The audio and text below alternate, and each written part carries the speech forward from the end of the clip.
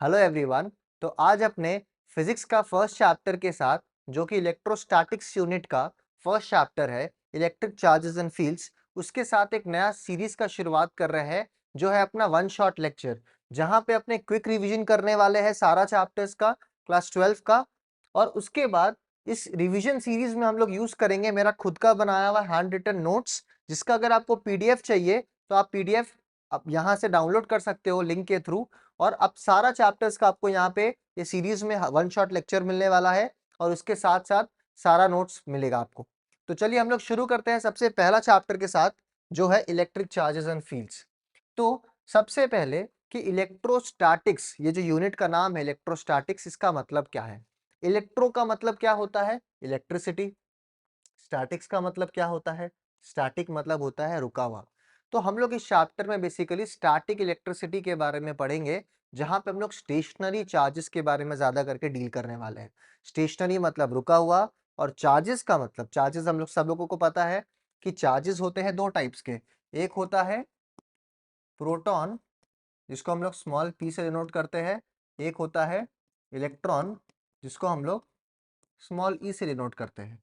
अगर हम लोग इलेक्ट्रॉन और प्रोटॉन के चार्ज के बारे में बात करें, तो प्रोटॉन और इलेक्ट्रॉन दोनों का ही मैग्नीट्यूड ऑफ चार्ज क्या होता है, 1.6 इंटू 10⁻⁻19 कूलम। हम लोग को पता होना चाहिए कि चार्ज का जो यूनिट होता है वो कूलम होता है। ठीक, अब एकदम बेसिक से शुरू करेंगे, सब कुछ, जिसको कुछ नहीं आता उसको भी आज सब कुछ समझ में आने वाला है। ठीक है, तो हम लोग बात कर लिए कि चार्जेस दो टाइप्स का होता है। एक होता है पॉजिटिव चार्ज, जिसको अपने प्रोटॉन कहते हैं। एक होता है नेगेटिव चार्ज, जिसको अपने इलेक्ट्रॉन कहते हैं। ठीक, अब जैसे कुछ एग्जांपल्स है कि अगर हम लोग ग्लास रॉड को सिल्क के साथ रब करते हैं तो क्या होता है। तो यहाँ पे होता है चार्ज का ट्रांसफर। चार्ज का ट्रांसफर होने के बाद ग्लास रॉड हो जाता है पॉजिटिवली चार्ज्ड, सिल्क हो जाता है नेगेटिवली चार्ज्ड। जो नेगेटिवली चार्ज्ड हुआ है, इसका मतलब है ये एक्सेप्ट किया है इलेक्ट्रॉन्स को। जो नेगेटिवली चार्ज होता है, इलेक्ट्रॉन्स का चार्ज क्या होता है, नेगेटिव। तो जो भी कंपोनेंट या एलिमेंट इलेक्ट्रॉन्स को एक्सेप्ट करेगा वो हो जाएगा नेगेटिवली चार्ज्ड, और जो भी कंपोनेंट इलेक्ट्रॉन्स को लूज करेगा वो हो जाएगा पॉजिटिवली चार्ज्ड। ठीक है, तो यहाँ पे ग्लास रॉड इलेक्ट्रॉन्स को लूज करता है और सिल्क इलेक्ट्रॉन्स को गेन करता है। वैसे ही अगर हम लोग इबोनाइट रॉड को कैट स्किन के संग अगर अपने रब करते हैं, तो इबोनाइट रॉड हो जाता है नेगेटिवली चार्ज्ड, कैट स्किन हो जाता है पॉजिटिवली चार्ज्ड। अब यहाँ से इस कॉन्सेप्ट से अपने क्या कंक्लूजन ड्रॉ करने वाले हैं, तो हम लोग कंक्लूजन जो यहाँ से ड्रॉ करेंगे कि attraction is not the real test of body being charged. मतलब कि अगर एक बॉडी ए और एक बॉडी बी है, फॉर एग्जांपल एक ऑब्जेक्ट ए है और एक ऑब्जेक्ट बी है, और दोनों के बीच में हो रहा है अट्रैक्शन, दोनों के बीच में हो रहा है अट्रैक्शन, तो इसका मतलब ये जरूरी नहीं है कि दोनों बॉडी या दोनों ऑब्जेक्ट्स चार्ज रहे होंगे। क्योंकि एक ऑब्जेक्ट भी अगर चार्ज रहेगा तो by the process of induction second वाला ऑब्जेक्ट ऑटोमेटिकली ऑपोजिटली चार्ज को इंड्यूस कर लेता है। अब इंडक्शन का मतलब क्या है, तो इंडक्शन एक ऐसा प्रोसेस है या फिनोमेना है जहां पे एक ऑब्जेक्ट बिना फिजिकल कांटेक्ट के अगर अपना इफेक्ट को किसी और एक ऑब्जेक्ट में ट्रांसफर कर देता है, तो उस फिनोमेना या फिर उस कॉन्सेप्ट को अपने कहते हैं इंडक्शन। अभी इंडक्शन और कंडक्शन में अपने को फर्क जानना है अगर, तो कंडक्शन का मतलब क्या है कि एक ऑब्जेक्ट को फिजिकली टच करके अपना इफेक्ट को ट्रांसफर करना होगा दूसरे ऑब्जेक्ट में। बट इंडक्शन का मतलब क्या है, इंडक्शन का मतलब है कि बिना फिजिकल कांटेक्ट के अगर एक ऑब्जेक्ट अपना इफेक्ट को दूसरे ऑब्जेक्ट या फिर बॉडी में ट्रांसफर कर देता है तो उसको अपने कहते हैं इंडक्शन। ठीक है, तो अट्रैक्शन अगर हो रहा है दो ऑब्जेक्ट्स में, तो इसका मतलब ये नहीं है कि दोनों बॉडी चार्ज रहा होगा। ठीक, बट अगर रिपल्शन हो रहा है, क्या स्टेटमेंट है, repulsion is the real test of body being charged. मतलब कि अगर रिपल्शन हो रहा है, मान लेते हैं हम लोग यहाँ पे एक ऑब्जेक्ट ए है, यहाँ पे एक ऑब्जेक्ट बी है, और इन दोनों के बीच में रिपल्शन हुआ। ठीक, अब रिपल्शन हुआ तो फॉर श्योर ये दोनों या तो पॉजिटिवली चार्ज रहे होंगे या तो दोनों नेगेटिवली चार्ज रहे होंगे। ये है ऑप्शन नंबर 1 या फिर ऑप्शन नंबर 2। इन दोनों में से कोई एक केस जरूर ट्रू रहा होगा, क्योंकि रिपल्शन अगर इंडक्शन होगा भी तो ऑपोजिटली चार्ज्ड इंड्यूस होगा। ठीक, तो अगर यहाँ पे हम लोग को रिपल्शन देखने को मिल रहा है, तो repulsion is the actual and real test of body being charged. I hope सबको क्लियर है। फिर उसके आगे हम लोग यहाँ पे पढ़ रहे हैं इलेक्ट्रॉन थ्योरी ऑफ इलेक्ट्रिफिकेशन। एकदम पॉइंट्स में, बेसिक सिंपल लैंग्वेज में, नोट्स में सब कुछ लिखा हुआ है, तो ध्यान से समझिएगा सब चीज को। सबसे पहला क्या है कि every material is made up of atoms. हम लोगों को पता है कि सारा का सारा मटेरियल एटम से बना है। Each atom has a small central heavy portion called nucleus. हम लोग को पता है कि एटम के बीच में क्या होता है, न्यूक्लियस होता है, जिसके अंदर प्रोटॉन्स और न्यूट्रॉन्स होते हैं। और इलेक्ट्रॉन्स क्या है कि न्यूक्लियस के सराउंडिंग ऑर्बिट्स में घूमते रहता है। ठीक, अभी हम लोग को ये भी पता है कि for an atom the number of electrons is equal to number of protons. मतलब अगर हम एक एटम को ड्रॉ करके बनाते हैं, तो बीच में होता है न्यूक्लियस, जिसमें होता है प्रोटॉन्स एंड न्यूट्रॉन्स, और इसके सराउंडिंग ऑर्बिट्स में क्या घूमता है, इलेक्ट्रॉन्स घूमता है। ठीक, और हम लोग को किसी भी एटम के लिए पता होना चाहिए कि जितना नंबर ऑफ प्रोटॉन्स होता है उतना ही नंबर ऑफ इलेक्ट्रॉन्स होता है। या फिर अपने बोल सकते हैं कि प्रोटॉन्स मतलब क्या, पॉजिटिवली चार्ज्ड, इलेक्ट्रॉन्स मतलब क्या, नेगेटिवली चार्ज्ड। तो जितना नंबर ऑफ पॉजिटिव चार्जेस होगा उतना ही नंबर ऑफ नेगेटिव चार्जेस भी होगा एक एटम में। इसीलिए दुनिया का सारा एटम होता है इलेक्ट्रिकली न्यूट्रल। ये वर्ड को ध्यान दीजिएगा। ठीक, इलेक्ट्रिकली न्यूट्रल का मतलब क्या है कि नेट चार्ज जो है वो जीरो होगा। ठीक, जितना नंबर ऑफ पॉजिटिव चार्जेस उतना ही नंबर ऑफ नेगेटिव चार्जेस, तो नेट चार्ज क्या हो गया, जीरो। इसीलिए दुनिया का सारा एटम क्या होता है, इलेक्ट्रिकली न्यूट्रल होता है, मतलब चार्ज उसका जीरो होता है। ठीक, तो यहाँ पे वही लिखा हुआ है। उसके बाद आपने क्या है, इसीलिए this is the reason normal ordinary bodies do not attract और रिपेल ईच अदर। इसीलिए अपने कहते हैं कि कोई भी दुनिया में दो एटम है तो वो इलेक्ट्रिकली एक दूसरे को अट्रैक्ट नहीं करता है, क्योंकि सब क्या है, सब आपस में क्या है, न्यूट्रल है। तो न्यूट्रल अगर चार्जलेस बॉडीज है, चार्जलेस ऑब्जेक्ट्स है, तो एक दूसरे के ऊपर कोई फोर्स नहीं लगाएगा।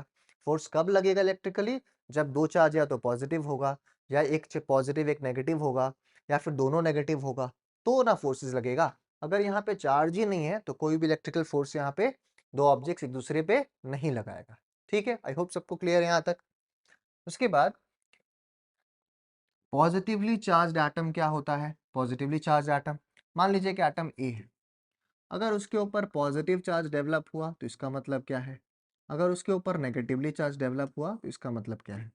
एकदम बेसिक भाषा में समझेंगे, किसी को कोई दिक्कत नहीं होगा। चलिए, तो ये पॉजिटिवली चार्ज्ड एटम या नेगेटिवली चार्ज एटम को ये अपने क्या बोलते हैं, आयंस बोलते हैं। ठीक, आयंस दो टाइप के होते हैं, एक होता है कैट आयन, एक होता है एन आयन।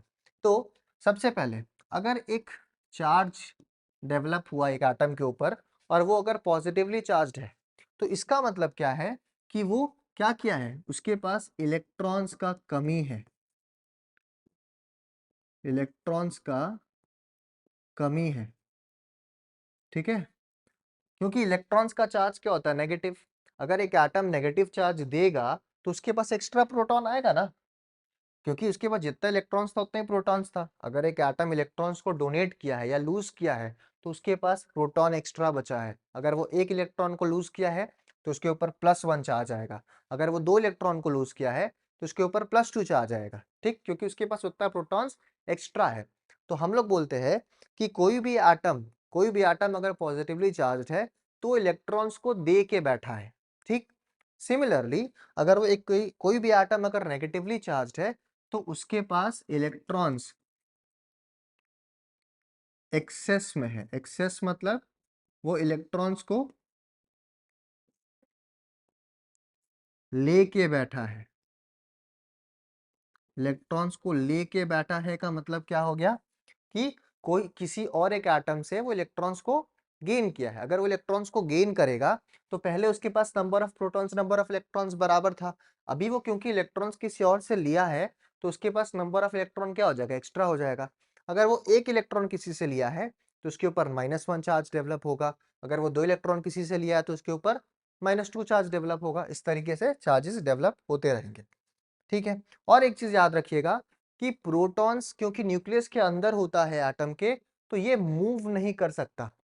ठीक, प्रोटॉन्स और न्यूट्रॉन्स कभी भी मूव नहीं करता है। तो कौन मूव करता है, तो इलेक्ट्रॉन्स मूव करता है। और वो भी कौन सा वाला इलेक्ट्रॉन्स मूव करता है, तो आउटर मोस्ट इलेक्ट्रॉन्स मूव करता है, ठीक, क्योंकि वो सबसे लूजली बाउंडेड है न्यूक्लियस के साथ में। ये अपने केमिस्ट्री का टॉपिक है, बट फिर भी यहाँ पे बात कर लेते हैं कि न्यूक्लियस और आउटर मोस्ट इलेक्ट्रॉन्स का, क्योंकि बाउंडेड जो जो फोर्स ऑफ अट्रैक्शन है वो सबसे वीक होता है, तो ये होता है मूवेबल, ठीक है।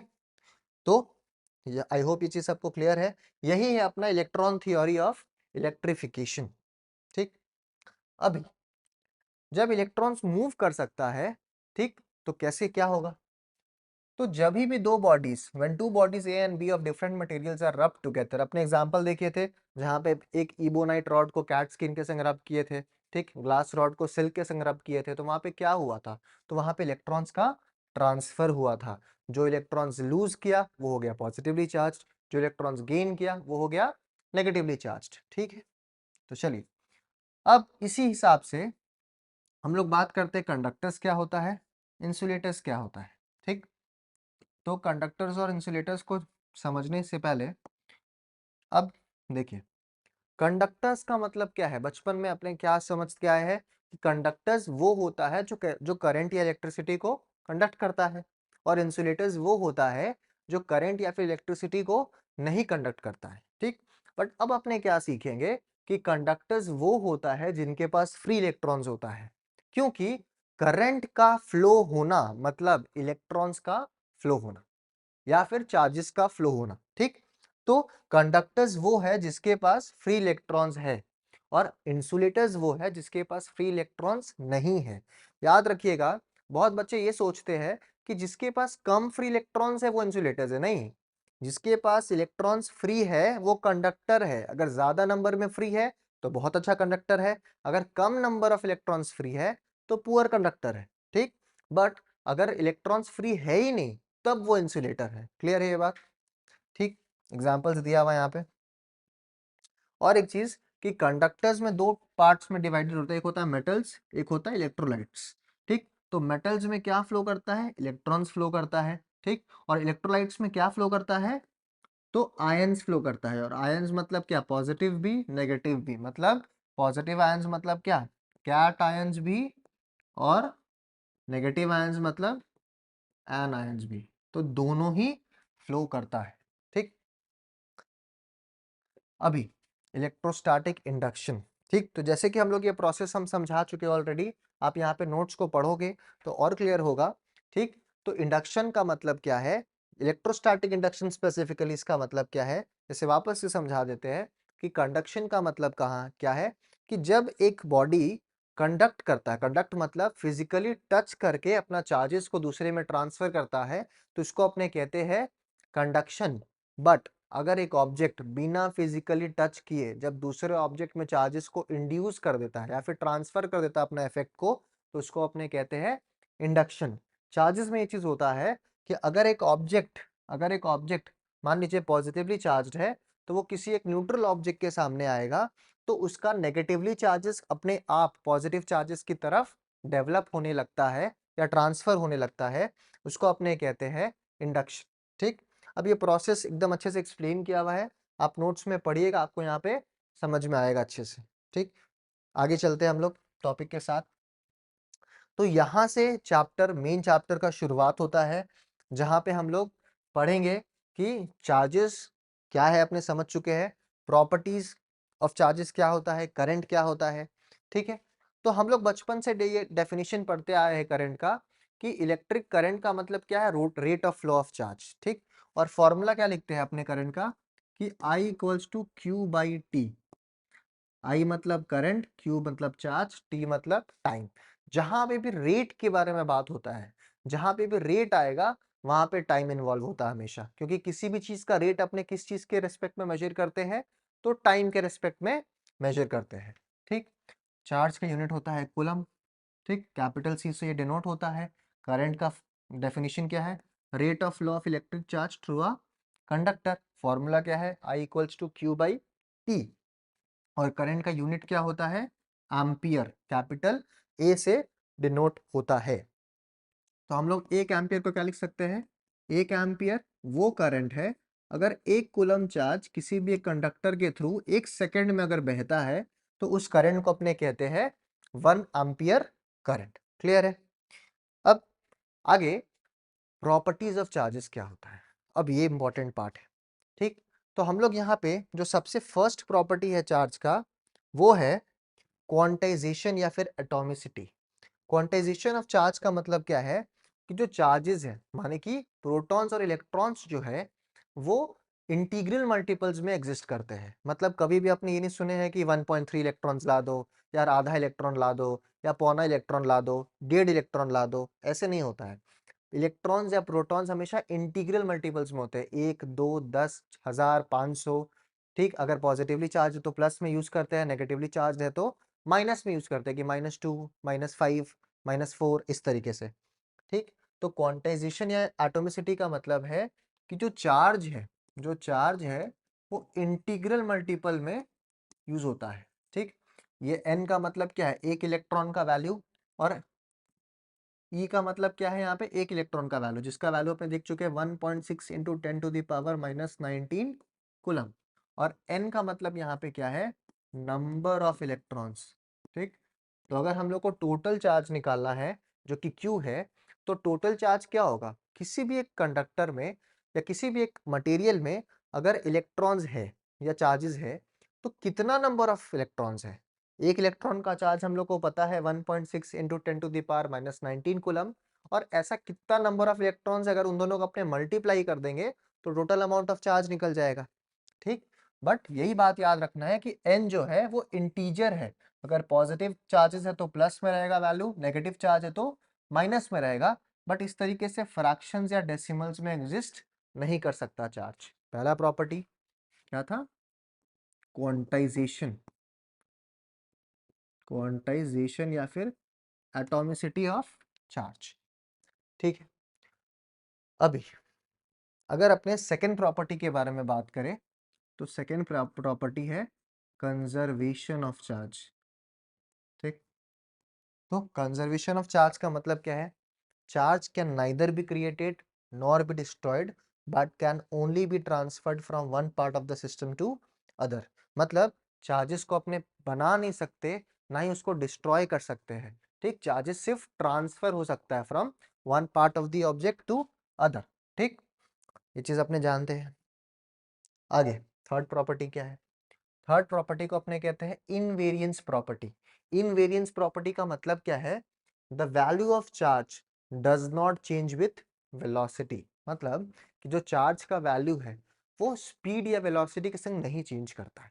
ठीक, तो इसका थर्ड प्रॉपर्टी क्या था, इनवेरियंस प्रॉपर्टी। ये तीन प्रॉपर्टी है चार्जेस का।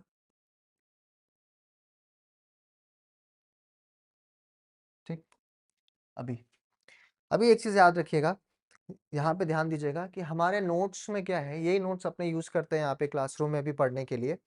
तो यहाँ नोट्स में हम लोग का बहुत सारा सम्स है, बहुत सारा ऐसा क्वेश्चंस है जो आपके बोर्ड एग्जाम्स में आपको बहुत हेल्प करेगा, बेसिक्स में हेल्प करेगा। बट अपने वन शॉट वीडियो में ये क्वेश्चंस अभी डिस्कस नहीं कर रहे हैं, अपने सिर्फ और सिर्फ कॉन्सेप्ट पे फोकस कर रहे हैं। ये क्वेश्चंस जो भी है, जो भी इंपॉर्टेंट क्वेश्चंस है उसका हम एक अलग सा एक वीडियो सीरीज बनाएंगे जहाँ पे हम लोग सारा important questions and derivations for boards वहाँ पे अपने डिस्कस करने वाले हैं। तो यहाँ पे इसमें सिर्फ अपने कॉन्सेप्ट्स के बारे में बात करेंगे। जब आपको ये नोट्स मिलेगा आप आराम से इसको पढ़ के सारा क्वेश्चंस को आप सॉल्व कर सकते हो खुद से। ठीक है, और सम्स वाला वीडियो आप देख के अपना सम्स प्रैक्टिस भी कर सकते हो। तो इसके बाद जो नेक्स्ट टॉपिक है वो है कूलम्स लॉ। कूलम्स लॉ क्या बताता है, तो कूलम्स लॉ बताता है force between two point charges. अब ये लॉ कहता क्या है, अब ये लॉ कहता है two stationary point charges repel और attract each other with a force which is proportional to the product of the charges. ठीक, अब इसको ध्यान से समझना है क्या है। ठीक, तो पहला स्टेटमेंट क्या बोल रहा था कि मानिए कि दो चार्जेस हैं, एक है Q1, एक है Q2, और दोनों के बीच में जो डिस्टेंस है वो है R, या फिर बहुत बुक्स में इसको D भी लिखता है, हम लोग R लिख के पढ़ेंगे, बहुत बुक्स में इसको D भी लिखता है।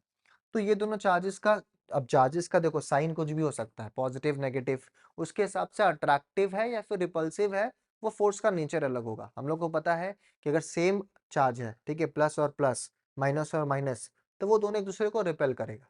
पर अगर ऑपोजिटली चार्ज है तो एक दूसरे को क्या करेगा, अट्रैक्ट करेगा।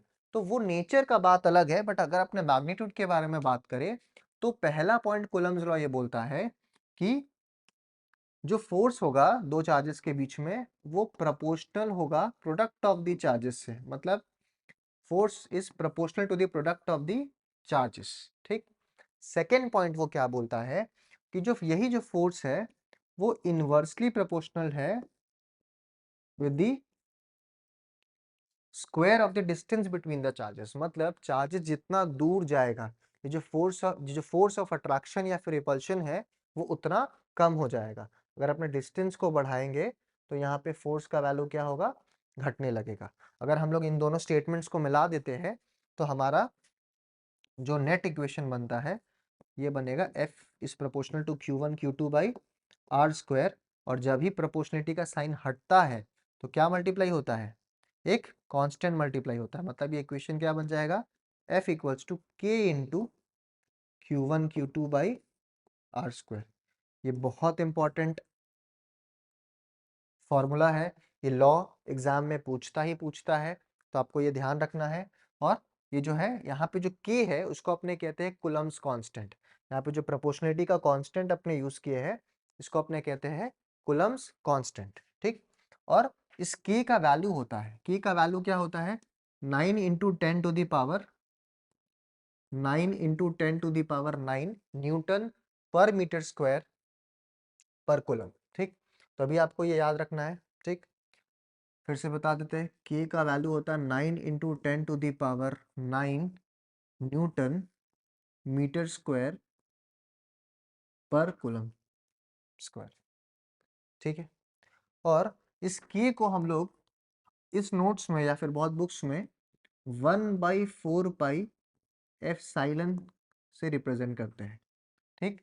अब याद रखिएगा, अगर मीडियम एयर या फिर वैक्यूम है, अगर मीडियम एयर या फिर वैक्यूम है तो के का वैल्यू क्या होता है, 1/4 पाई एप्सिलॉन नॉट। ठीक। 1/4 pi epsilon not. Epsilon not को क्या क्या कहते हैं अपने, परमिटिविटी ऑफ फ्री स्पेस कहते हैं। और अगर कोई और डाइलेक्ट्रिक मीडियम है, कोई और डाइलेक्ट्रिक मतलब इंसुलेटर, कोई भी एक इंसुलेटिंग मीडियम है तो जो के का वैल्यू होता है वो होता है 1/4 पाई एप्सिलॉन। ठीक। तो इस चीज को याद रखना है।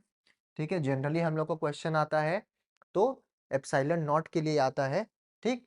और एप्सिलॉन नॉट मतलब क्या था, परमिटिविटी ऑफ फ्री स्पेस, मतलब कोई भी एयर या फिर वैक्यूम इलेक्ट्रिक फील्ड्स को अपने थ्रू पास करने का कितना अलाउंस देता है उसी को अपने कहते हैं permittivity of free space. Epsilon not का वैल्यू भी अपने को याद रखना है जो है 8.85 इंटू 10 टू द पावर -12। ठीक। तो ये आ गया हम लोग का मेन कूलम्स लॉ का फॉर्मूला। इसको हम लोग के बोल के पढ़ते हैं तो आसान पड़ता है पढ़ने में। ठीक है। और अगर डाइलेक्ट्रिक दिया हुआ है तो एप्सिलॉन को जो वैल्यू होता है वो होता है के इंटू एप्सिलॉन नॉट। और ये क्या है, परमिटिविटी ऑफ फ्री स्पेस। और यहाँ पे ये वाला जो के है वो है डाइलेक्ट्रिक कांस्टेंट। इस चीज को याद रखिएगा कि यहाँ पे जो ये के है वो है डाई इलेक्ट्रिक कांस्टेंट। ये अलग अलग मीडियम के लिए इसका अलग अलग वैल्यू होता है, ये आपको क्वेश्चन में जनरली दे देता है। ठीक। अभी यहाँ तक आई होप सब कुछ क्लियर है। इसका मतलब अगर हम इन दो फॉर्मूलाज को कंपेयर करते हैं अगर अपने, तो क्या है, देखिए कूलम्स लॉ का पहला फॉर्मूला क्या आया, F equals to 1/4 pi epsilon into Q1 Q2 by R square. अगर हम लोग इसको एयर मीडियम के लिए लेते हैं तो ये एप्सिलॉन बन जाएगा एप्सिलॉन नॉट। ठीक। अगर कोई किसी एक डाइलेक्ट्रिक मीडियम के लिए लेते हैं तो F फॉर एनी मीडियम, इसका फॉर्मूला क्या हो जाएगा, 1/4 pi epsilon into Q1 Q2 by R square. ठीक। और हम लोग एक चीज क्या नोटिस किए कि यहाँ पे जो एप्सिलॉन है वो है K इंटू एप्सिलॉन नॉट, जहाँ पे K क्या है, डाइलेक्ट्रिक कांस्टेंट है। ठीक। अभी अगर हम लोग एप्सिलॉन की जगह पे ये वैल्यू पुट कर देते हैं तो 1/4 pi epsilon nought into K into Q1 Q2 by R square. ठीक। अगर हम इन दोनों को कंपेयर करेंगे तो ये जो हम लोग का वैल्यू आया के को छोड़ के, यही तो है फोर्स इन एयर मीडियम का वैल्यू। हम लोग लिख सकते हैं फोर्स इन एयर बाई, बच क्या गया यहाँ पे, डाइलेक्ट्रिक कांस्टेंट बच गया। तो हम लोग का रिजल्ट क्या आया, F for any medium is equals to F of air by K. अब यहाँ पे एक बहुत इंपॉर्टेंट कंक्लूजन है, वो क्या है कि एयर मीडियम में जो चार्जेस के बीच में जो भी फोर्स रहेगा, और अगर हम उसी पूरे सिस्टम ऑफ चार्जेस को किसी और मीडियम में रखेंगे, कोई डाइलेक्ट्रिक मीडियम में रखेंगे, तो जो फोर्स का वैल्यू है वो डाइलेक्ट्रिक कांस्टेंट के फैक्टर से घट जाएगा। ठीक, इस चीज को याद रखिएगा कि मैक्सिमम फोर्स रहेगा एयर या फिर वैक्यूम मीडियम में, अगर कोई और एक डाइलेक्ट्रिक मीडियम में इसको रखेंगे तो फोर्स क्या हो जाएगा, डिक्रीज कर जाएगा। ठीक, इसको नोट कर लेना है सबको, बहुत इंपॉर्टेंट पार्ट है, इसको आराम से नोट कर लीजिए आप लोग पहले।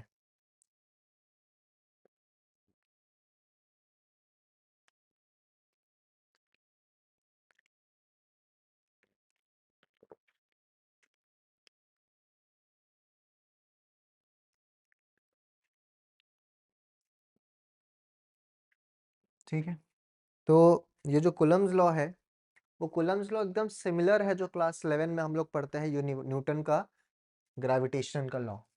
ठीक, तो जो यूनिवर्सल ग्रेविटेशनल लॉ है वो सेम कुलम्स लॉ की तरह है, वहां पे बस मास होता है, यहाँ पे चार्जेस है और कुछ नहीं। ठीक, अब वेक्टर फॉर्म में अपने देख सकते हैं कि वही जो हम लोग बात किए थे कि अगर लाइक चार्जेस होगा तो क्या होगा, अनलाइक चार्जेस होगा तो क्या होगा। तो बस अपने को ये याद रखना है कि अगर मान लीजिए Q1 और Q2 दोनों ही एक जैसा चार्ज है, दोनों का साइन सेम है, तो दोनों जो फोर्सेस लगाने वाला है, F on charge 1 due to the charge 2 and F on charge 2 due to the charge 1, ये दोनों वेक्टर्स रहने वाले हैं। ठीक, और ये दोनों का डायरेक्शन क्या होने वाला है, ऑपोजिट होने वाला है। ठीक, एक ये कंक्लूजन यहाँ पे क्या है, लाइक चार्जेस है, ये सेम चार्जेस है, या फिर अगर अनलाइक चार्जेस है, अनलाइक चार्जेस, तो क्या होने वाला है, यहाँ पे अगर Q1 Q2 दोनों अनलाइक चार्जेस है, मान लीजिए एक प्लस है एक माइनस है, तो एक दूसरे के बीच में क्या फोर्सेस होने वाला है, attraction, F on 1 due to 2, F on 2 due to 1। दोनों ही केस में हम लोग देख सकते हैं कि हम लोग को पता है कि दोनों ही केस में F12 या फिर F21 का फॉर्मूला क्या आने वाला है, K Q1 Q2 by R square. अभी जो अपने कुलम्स लॉ का फॉर्मूला देखे, मैग्नीट्यूड आने वाला है K Q1 Q2 by R square दोनों ही केस में। ठीक, बट दोनों का डायरेक्शन क्या है, ऑपोजिट है, तो वेक्टर फॉर्म में अपने क्या लिखेंगे कि F of 1 2 vector is equals to minus of F of 2 1 vector. ठीक, यहाँ से ये चीज अपने को जानना इंपॉर्टेंट था कि वेक्टर फॉर्म में दोनों का फोर्स का मैग्नीट्यूड सेम होता है, magnitude of F12 vector is equal to magnitude of F21 vector, but दोनों का डायरेक्शन क्या होता है, तो ऑपोजिट होता है। ठीक, इजी है ये सब चीज। अभी इसके बाद नेक्स्ट है सुपरपोजिशन प्रिंसिपल।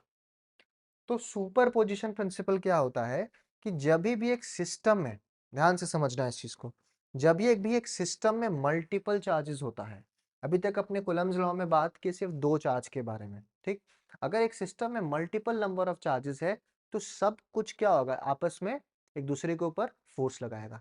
मान लीजिए क्लास में जैसे हम टीचर है, बहुत सारे स्टूडेंट्स बैठे हुए हैं। ठीक, तो अब हर एक स्टूडेंट, अब हम मानते हैं कि हम लोग सब कुछ चार्जेस है। ठीक, कुछ पॉजिटिव है कुछ नेगेटिव है, बट सब कोई चार्जेस है, तो हम सारे स्टूडेंट्स के ऊपर फोर्स लगाएंगे, सारे स्टूडेंट्स मेरे ऊपर फोर्स लगाएंगे, सारे स्टूडेंट्स आपस में फोर्स लगाएंगे एक दूसरे के ऊपर। तो किसी भी एक पर्टिकुलर चार्ज पे, मान लीजिए मेरे पे, मान लीजिए कि यहाँ पे भी क्लास में 50 बच्चे बैठे हैं। ठीक, सब कोई चार्ज है, कुछ पॉजिटिव है कुछ नेगेटिव है, और हम है पॉजिटिव चार्ज। ठीक, पॉजिटिविटी से भरे हुए, तो अगर हम पॉजिटिव चार्ज है तो सारा का सारा बच्चा लोग मेरे ऊपर क्या लगाएगा, फोर्स लगाएगा।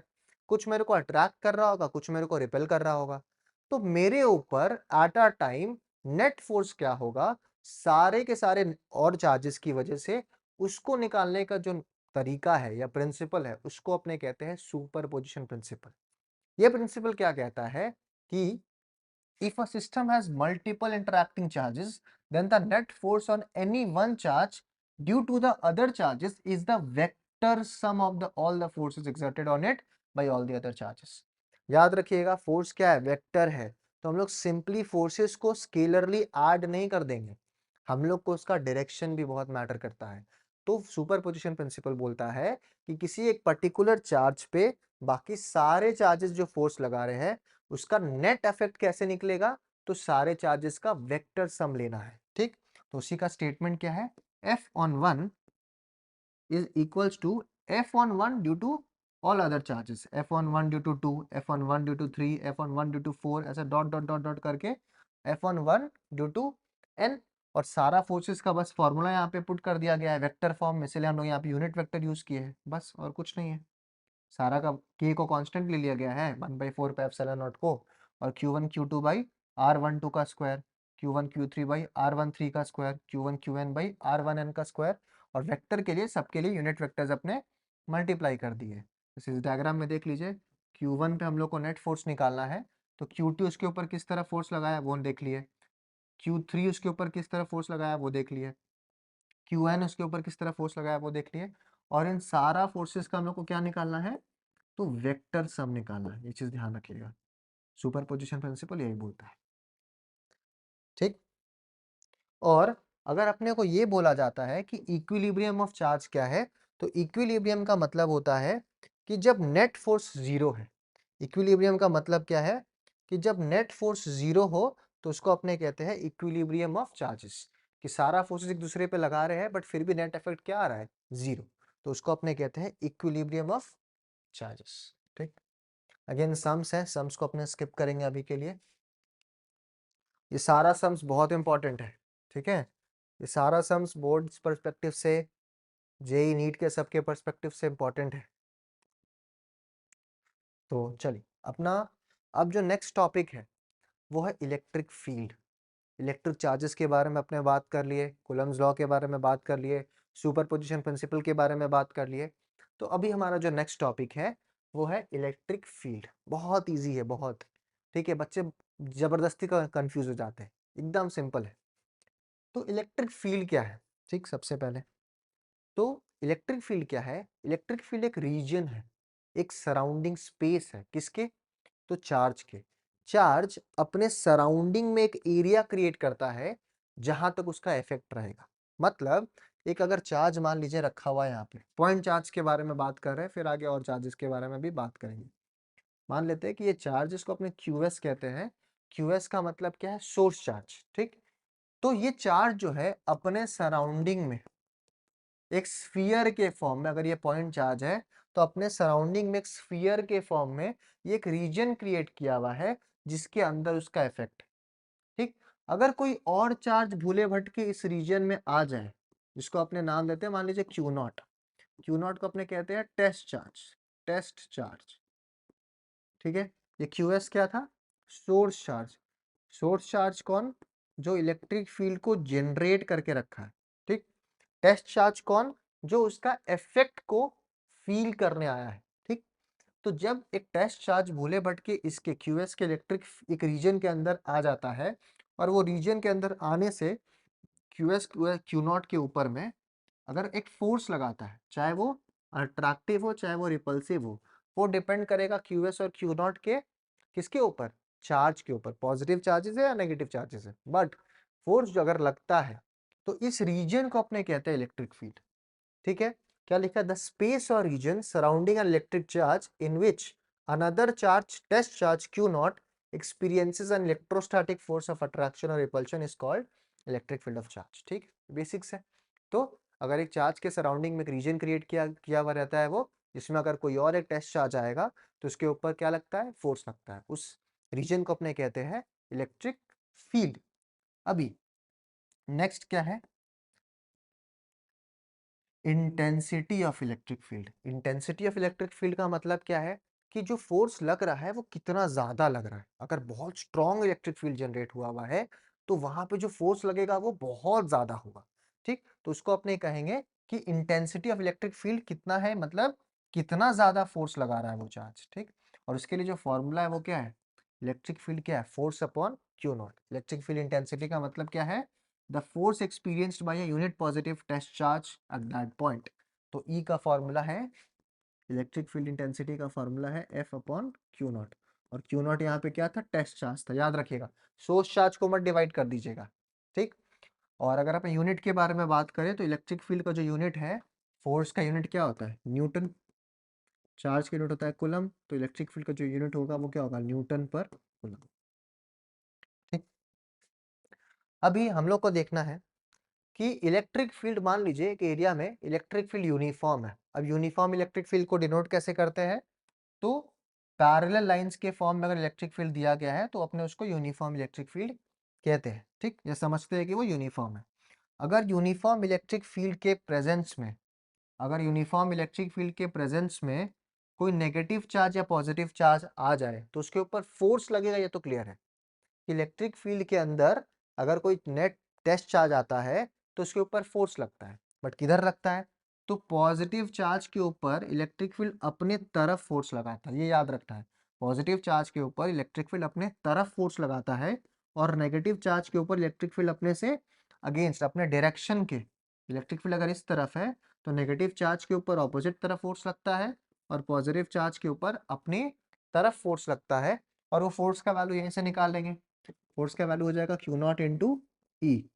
अगर पॉजिटिव चार्ज है तो इसका वैल्यू प्लस होगा, नेगेटिव चार्ज है तो इसका वैल्यू माइनस होगा, सिंपल, ठीक। डायरेक्शन के हिसाब से मैग्नीट्यूड दोनों का सेम होगा, दोनों का मैग्नीट्यूड जो है वो क्यू नॉट इंटू ई होगा, ठीक। एक बार पॉजिटिव चार्ज है तो इलेक्ट्रिक फील्ड के तरफ, नेगेटिव चार्ज है, इलेक्ट्रिक फील्ड अगर इस तरफ है तो फोर्स किधर लगेगा, ऑपोजिट साइड लगेगा।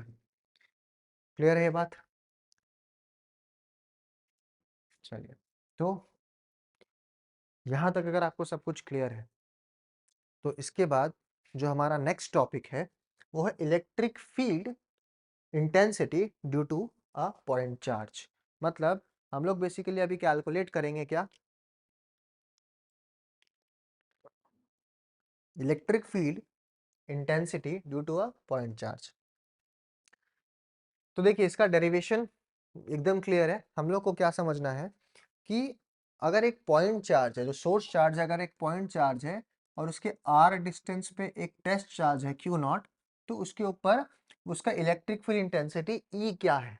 तो हम लोग अभी देखिए फॉर्मूला कि ई का फॉर्मूला क्या होता है, एफ अपॉन क्यू नॉट, ठीक। यहाँ पे हम लोग देख रहे हैं कूलम्स लॉ से कि क्यू और क्यू नॉट दो चार्जेस है, दोनों के बीच का डिस्टेंस क्या है, आर। तो Coulomb's law of force, of Coulomb's law के हिसाब से फोर्स का वैल्यू क्या हो जाएगा, K into Q nought by R square. और के का वैल्यू क्या था, अगर एयर मीडियम है तो 1/4πε0 into Q naught upon R square, ये था एफ का वैल्यू। और इलेक्ट्रिक फील्ड का वैल्यू क्या था, एफ बाई क्यू नॉट। तो अगर हम इसी इक्वेशन में एफ अपॉन क्यू नॉट कर देते हैं तो आप लोग का इलेक्ट्रिक फील्ड इंटेंसिटी का वैल्यू आ जाएगा। अब एफ अपॉन क्यू नॉट करने के लिए क्या करेंगे, इस पूरे के पूरे इक्वेशन में हम लोग क्यू नॉट से डिवाइड कर देंगे। क्यू नॉट कट गया, electric field intensity due to a point charge क्या आया, 1/4πε0 इंटू क्यू, क्यू कौन सा क्यू, सोर्स चार्ज, ठीक है। तो ये equation very important, electric field intensity due to a point charge at a distance R is equals to K Q S by R square.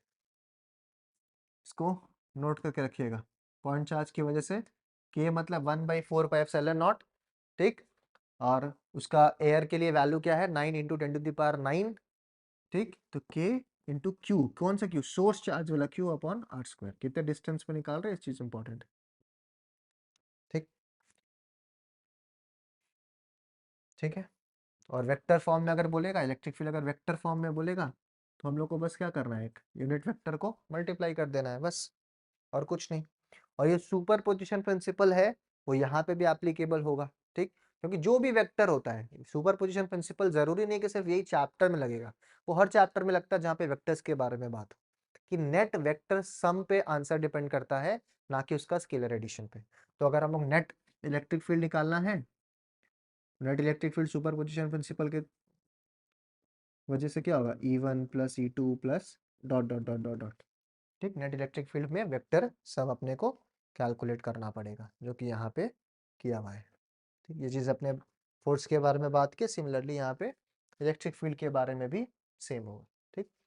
और point charge है, मान लीजिए एक पॉइंट चार्ज, तो पॉइंट चार्ज अपने सराउंडिंग में जो reason create कर रहा है, जो इलेक्ट्रिक फील्ड क्रिएट कर रहा है, वो स्फेरिकल फॉर्म में क्रिएट कर रहा है, ठीक, सर्कुलर फॉर्म में नहीं, स्फेरिकल फॉर्म, ये याद रखना है। अगेन फोर्सेस है, कुछ सम्स है यहाँ पे, तो सम्स का ये पार्ट अपने अभी स्किप करते हैं। ये सारा सम्स पूरा प्रॉपर वीडियो बनेगा।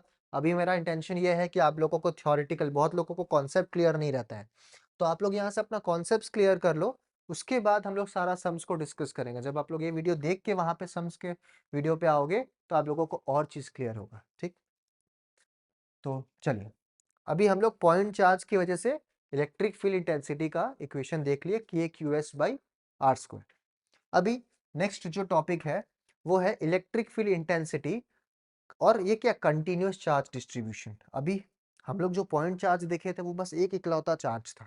अभी ऐसा हो सकता है ना कि पूरा एक वायर है, पूरा एक वायर है जो कि पूरा पॉजिटिवली चार्ज्ड है, ठीक, ठीक, पूरा एक, और क्या हो सकता है, पूरा एक एरिया है, पूरा एक प्लेन है जो कि पॉजिटिवली या नेगेटिवली कोई भी चार्ज है, ठीक, पूरा एक, मान लीजिए कि एक वॉल्यूम, एक 3 डायमेंशनल फिगर है, मान लीजिए एक स्फीयर है, ठीक, और वो पूरा पॉजिटिवली चार्ज्ड है, ठीक। तो इन सब चार्जेस में अपने इलेक्ट्रिक फील्ड, इन सब चार्जेस की वजह से अपने इलेक्ट्रिक फील्ड कैसे निकाल सकते हैं। तो जब भी एक लाइन चार्ज के बारे में बात होगा, लाइन चार्ज मतलब कि एक वायर है जिसका लेंथ L है मान लीजिए, या इनफाइनाइटली लॉन्ग वायर है, तो उसका चार्ज कैसे निकलता है, इसका उसका इलेक्ट्रिक फील्ड कैसे निकलेगा। तो उस कॉन्सेप्ट को अपने कहेंगे लीनियर चार्ज डिस्ट्रीब्यूशन। मतलब एक लाइन चार्ज पे, एक लाइन या एक वायर पे, एक लेंथ L का वायर पे अगर चार्ज डिस्ट्रीब्यूटेड है तो उसको अपने कहते हैं लीनियर चार्ज डिस्ट्रीब्यूशन। और उसके लिए सबसे इंपॉर्टेंट है अपना लैम्डा। लैम्डा क्या होता है, लीनियर चार्ज डेंसिटी, मतलब चार्ज अपॉन लेंथ। वहां यहाँ पे चार्ज डिस्ट्रीब्यूटेड किस चीज पे है, एक वायर पे है जिसका लेंथ अपने को पता है, तो चार्ज अपॉन लेंथ के रेशियो को अपने कहते हैं लीनियर चार्ज डेंसिटी। अब अगर मान लीजिए कि एक नॉन यूनिफॉर्म वायर है, तो हम लोग क्या करेंगे, छोटा सा एलिमेंट लेंगे, इसको DL कहेंगे, और इस पे जो चार्ज रखा हुआ है उसको मान लीजिए DQ कहते हैं, मान लेते हैं वायर पॉजिटिवली चार्ज। तो इसका लैम्डा को क्या लिखेंगे, लैम्डा क्या था, चार्ज अपॉन लेंथ। तो इसका लैम्डा क्या हो जाएगा, छोटे से एलिमेंट के लिए DQ अपॉन DL, और यहाँ से DQ क्या हो जाएगा, लैम्डा अपॉन DL। और एक चीज अपने को पता है, जब भी नॉन यूनिफॉर्म वायर रहता है तो अपने करते हैं क्या, इंटीग्रेशन। तो हम लोग यहाँ पे क्या लिए, छोटा सा एलिमेंट लिए वायर का, जिसके लिए, जिसमें चार्ज था DQ, जिसका लेंथ था DL, उसके लिए लैम्डा क्या आया, DQ बाई DL। वहां से छोटा सा चार्ज का वैल्यू निकाल लिए जो कि है लैम्डा इंटू DL। अभी अगर हम इस छोटे से एलिमेंट, इस छोटे से एलिमेंट की वजह से, इस छोटे से एलिमेंट की वजह से किसी एक particular point P, point P जहाँ पे टेस्ट चार्ज है Q0, उसके ऊपर अगर अपने फोर्स कैलकुलेट करना चाहते हैं, ये जो छोटा सा एलिमेंट DL है जिसमें चार्ज है DQ, वो इस पॉइंट टेस्ट चार्ज पे कितना फोर्स लगा रहा है, ठीक, तो वो फोर्स निकालने के लिए अपने क्या करेंगे, वो छोटे से फोर्स को अपने क्या कहेंगे, DF कहेंगे। ये याद रखना है कि अगर छोटा सा एलिमेंट फोर्स लगा रहा है तो वो जो फोर्स लगाएगा वो भी क्या होगा, बहुत छोटा होगा। तो वो जो छोटा सा फोर्स, उसको अपने क्या मान लिए, DF मान लिए। तो DF का फॉर्मूला भी क्या हो जाएगा, DF का फॉर्मूला हो जाएगा अपना 1/4 pi epsilon nought into Q nought into product of the charges था ना, Q0 into DQ upon R square. ये जो दोनों के बीच का डिस्टेंस को क्या मान लेते हैं, R, ठीक। ये है अपना DF का फॉर्मूला, ठीक। और वेक्टर फॉर्म में, अगेन जो भी वेक्टर फॉर्म में जाएगा वहां पे क्या मल्टीप्लाई होगा, एक यूनिट वेक्टर मल्टीप्लाई हो जाएगा, ठीक। तो अगर DF ये है तो टोटल फोर्स निकालना है, हम लोग निकाले थे छोटा सा एलिमेंट की वजह से फोर्स Q0 पे, ठीक, जो कि था DF। अगर हमको पूरे के पूरे वायर की वजह से फोर्स निकालना है तो हम लोग उसको क्या करेंगे, इंटीग्रेट कर देंगे over the entire length L। और यहाँ पे जो DQ है, यहाँ पे जो DQ का जो वैल्यू है, वो DQ का वैल्यू के जगह पे क्या बैठाएंगे अपने, लैम्डा इंटू DL। तो हम लोग का जो फोर्स का फॉर्मूला आया है 1/4 पाई एप्सिलॉन नॉट कांस्टेंट है, integration over the entire length, Q0 का Q0 है, DQ के जगह पर प्लेस हो गया lambda into DL, by R square. R21 इसलिए बोल दिया है क्योंकि वो बस पॉइंट्स का नाम है, 1 और 2, जो दो भी चार्जेस है उन दोनों के बीच का डिस्टेंस अपने को चाहिए बस। ठीक। और अगर आपको फोर्स पता चल गया तो इलेक्ट्रिक फील्ड इंटेंसिटी निकालने का फॉर्मूला अपने जानते हैं, E equals to F upon test charge, याद रखना टेस्ट चार्ज। ठीक। तो एफ अपॉन टेस्ट चार्ज, तो क्यू नॉट यहाँ से कट जाएगा डिवाइड करने से, बच गया ये पार्ट। ये है electric field due to a line charge. ठीक, जिसमें charge distribution, linear charge distribution जिस टॉपिक को कह रहे थे, और इसमें क्या दिया रहता है अपने को, लीनियर चार्ज डेंसिटी लैम्डा दिया रहता है। ठीक, समझ में आया होगा आपको। अभी सेकंड क्या था, सेकंड, तो सेकंड था surface charge distribution. Surface charge distribution मतलब अगर चार्ज एक प्लेन एरिया के ऊपर डिस्ट्रीब्यूटेड है और वहां पे अपने को पता क्या रहना चाहिए, सरफेस चार्ज डेंसिटी पता होना चाहिए। सरफेस चार्ज डेंसिटी क्या है, तो चार्ज अपॉन सरफेस एरिया। ठीक, मतलब जो यहाँ पे सिग्मा का वैल्यू है वो छोटे एलिमेंट के लिए क्या हो जाएगा, D Q by D L. जैसे वहां पे क्या था, D Q by D L.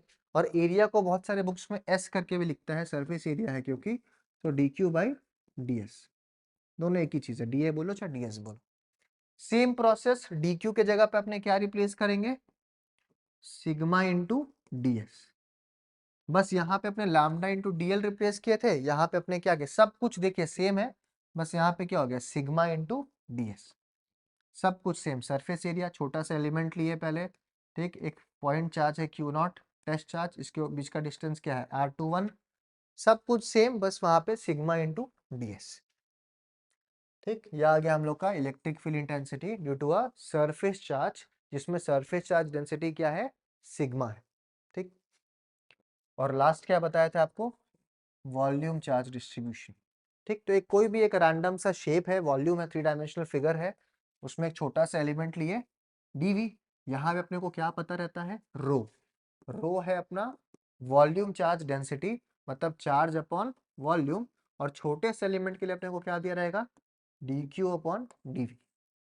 तो जब डी क्यू अपॉन डीवी दे दिया है, छोटा सा वॉल्यूम, डीवी छोटा सा चार्ज प्रेजेंट है, डी क्यू रो है डी क्यू अपॉन डीवी, तो यहाँ से डी क्यू आ गया क्या, रो इंटू डीवी। सेम चीज पहले रिप्लेस किए डी क्यू की जगह पे लैम्डा इंटू डी एल, फिर रिप्लेस किए सिग्मा इंटू डी एस, अब रिप्लेस करेंगे रो इंटू डीवी। सब कुछ सेम, बस यहाँ पे देखिए electric field due to a volume charge distributed, एक रैंडम सा कोई अगर एक वॉल्यूम वाला फिगर है, तो उसकी वजह से इलेक्ट्रिक फील्ड इंटेंसिटी क्या हो जाएगा, रो इंटू टीवी मल्टीप्लाई यहाँ पे यूज होगा, बाकी सब कुछ एज इट इज रहेगा। ठीक है, आई होप सबको ये चीज क्लियर है, आई होप सबको क्लियर है यहाँ तक। ठीक है, तो अभी अभी यहाँ पे क्या है, इलेक्ट्रिक लाइन्स ऑफ फोर्स क्या होता है।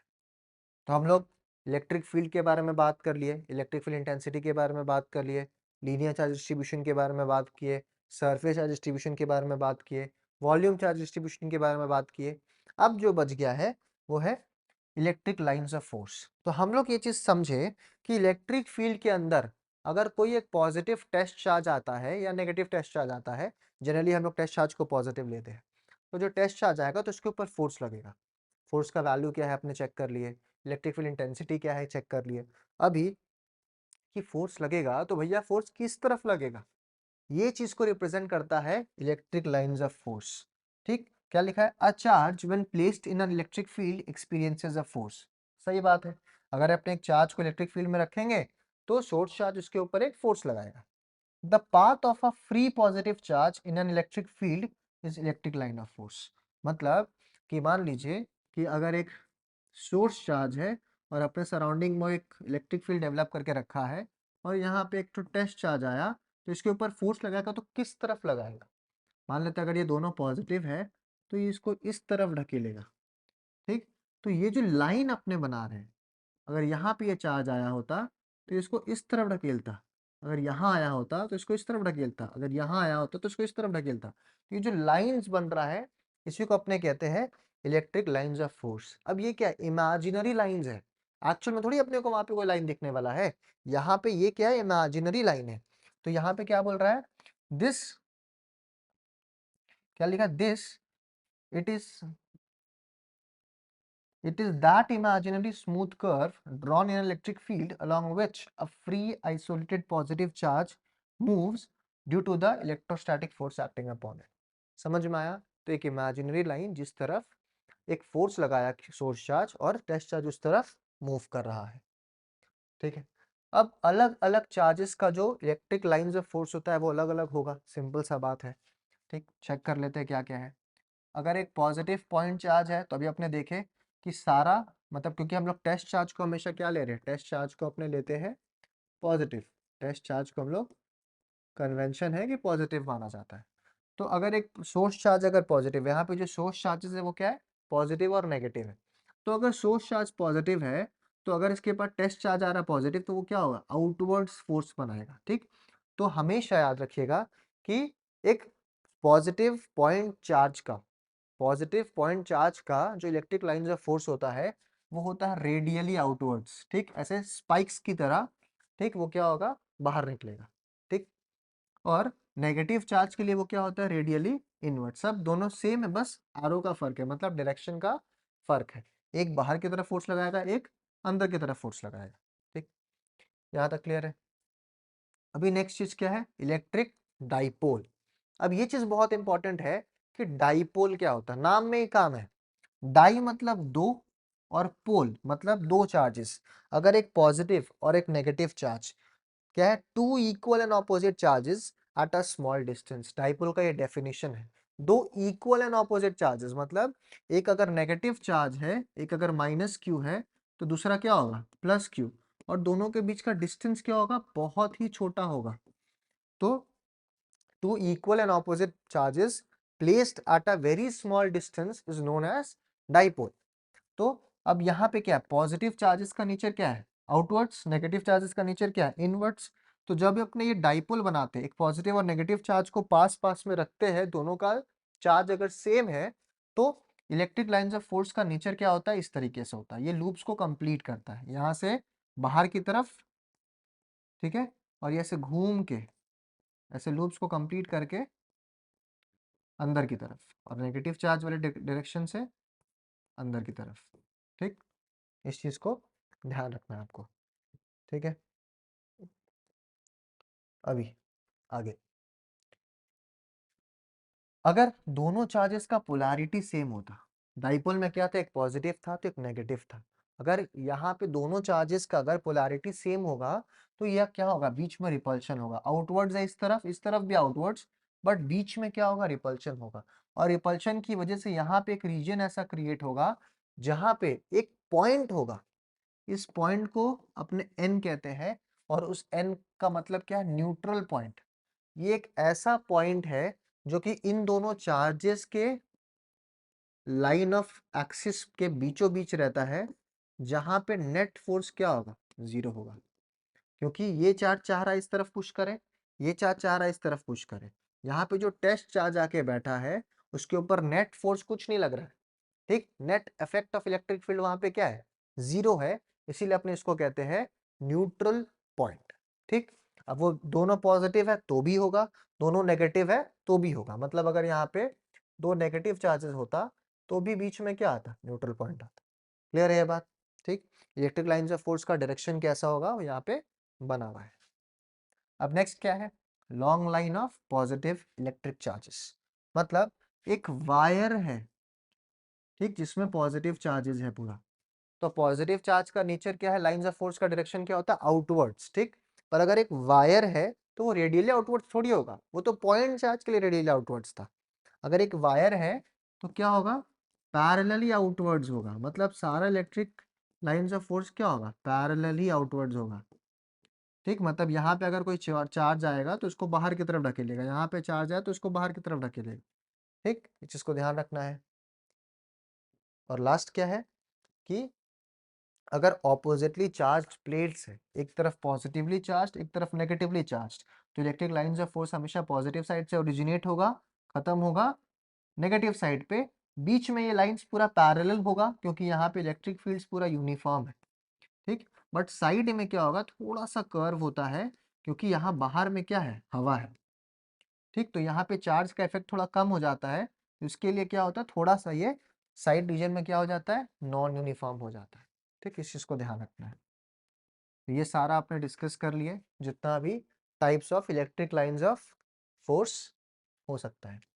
अब ये बहुत इंपॉर्टेंट पॉइंट है कि ये जो इलेक्ट्रिक लाइंस ऑफ फोर्स है उसका प्रॉपर्टीज क्या क्या है, ये इलेक्ट्रिक लाइंस ऑफ फोर्स का प्रॉपर्टीज क्या क्या है। तो सबसे पहला क्या है, अपने चेक कर चुके कि ये पॉजिटिव चार्जेस से स्टार्ट होता है और नेगेटिव चार्ज पे एंड होता है। दूसरा, tangent drawn at any point on a line of force gives direction of electric field intensity at that point। Example से समझते हैं। मान लीजिए एक पॉजिटिव चार्ज है, एक नेगेटिव चार्ज है, तो यहां से एक इस तरीके से electric lines of force develop हो रखा है, नेगेटिव साइड में एंटर कर रहा है, पॉजिटिव साइड से बाहर जा रहा है। अब आपको बोला गया कि भैया ये पॉइंट ए है, यहाँ पे इलेक्ट्रिक फील्ड इंटेंसिटी या फिर इलेक्ट्रिक फील्ड का फोर्स का डायरेक्शन बताइए। तो अब यहाँ पे आप कैसे बताएंगे कि ऐसे घूम के डायरेक्शन है, नहीं ना। तो इस पॉइंट पे जो डायरेक्शन होगा वो क्या होगा, फोर्स का या इलेक्ट्रिक फील्ड का, दोनों का डायरेक्शन सेम ही होगा, वो क्या होगा, टेंजेंशियल होगा। ठीक है, तो किसी भी एक पॉइंट पे अगर आपको इलेक्ट्रिक फील्ड इंटेंसिटी या फोर्स का डायरेक्शन पूछ लिया, तो जो भी वहां पे इलेक्ट्रिक लाइंस ऑफ फोर्स बना होगा उस पे किसी भी एक पॉइंट पे अगर निकालना है तो वहां से टैंजेंशियल डायरेक्शन में उसका डायरेक्शन होगा। ठीक, ये था सेकंड पॉइंट। फिर थर्ड पॉइंट क्या है, two lines can not intersect at any point because if they do so there will be two different directions of the electric field at one single point. अब यहाँ पे समझना है, अब यहाँ पे भी आप डायग्राम में देखिए, इलेक्ट्रिक फील्ड लाइंस कहीं पे भी इंटरसेक्ट नहीं करता है। इंटरसेक्ट नहीं करता है मतलब इलेक्ट्रिक फील्ड लाइंस, दो इलेक्ट्रिक फील्ड लाइंस कभी भी एक पॉइंट पे बीच में इंटरसेक्ट नहीं कर सकता। वो क्यों नहीं कर सकता भैया, तो इसलिए नहीं कर सकता कि अगर यहाँ पे इलेक्ट्रिक फील्ड लाइन इंटरसेक्ट कर दीजिए, मान लीजिए ये पॉइंट ए है, तो इस वाले लाइन की वजह से, इस वाला लाइन वन, इसको अपने कहते हैं लाइन टू, तो लाइन वन की वजह से टैंजेंशियल डायरेक्शन क्या है इधर, मतलब at point A electric field line का या इलेक्ट्रिक फील्ड का फोर्स का या इंटेंसिटी का जो डायरेक्शन है वो इस तरफ है, F1। लाइन टू की वजह से टैंजेंट किधर बन रहा है, इस तरफ बन रहा है। तो मतलब कि एक ही सोर्स की वजह से दो डायरेक्शन ऑफ फोर्स कैसे हो सकता है किसी भी एक पॉइंट पे, ये तो इम्पॉसिबल है।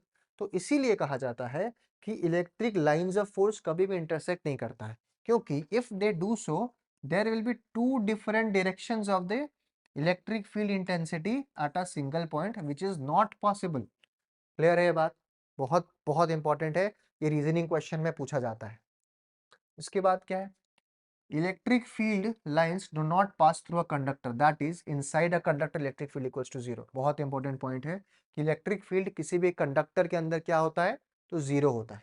ठीक, नेक्स्ट पॉइंट क्या है, the relative closeness of electric lines of force shows कि relative strength of electric field, मतलब जिस जगह पे, जैसे कि यहाँ पे पोल्स के पास, पोल्स के पास इलेक्ट्रिक फील्ड लाइंस का जो जितना ज्यादा स्ट्रेंथ होगा, मतलब जितना ज्यादा डेंसिटी होगा, जितना ज्यादा number of electric field lines अगर एक जगह पे कॉन्सेंट्रेटेड है, तो वहां पे इलेक्ट्रिक फील्ड का स्ट्रेंथ बहुत ज्यादा है, मतलब वहां पे इलेक्ट्रिक फील्ड का जो इफेक्ट है वो बहुत स्ट्रांग है।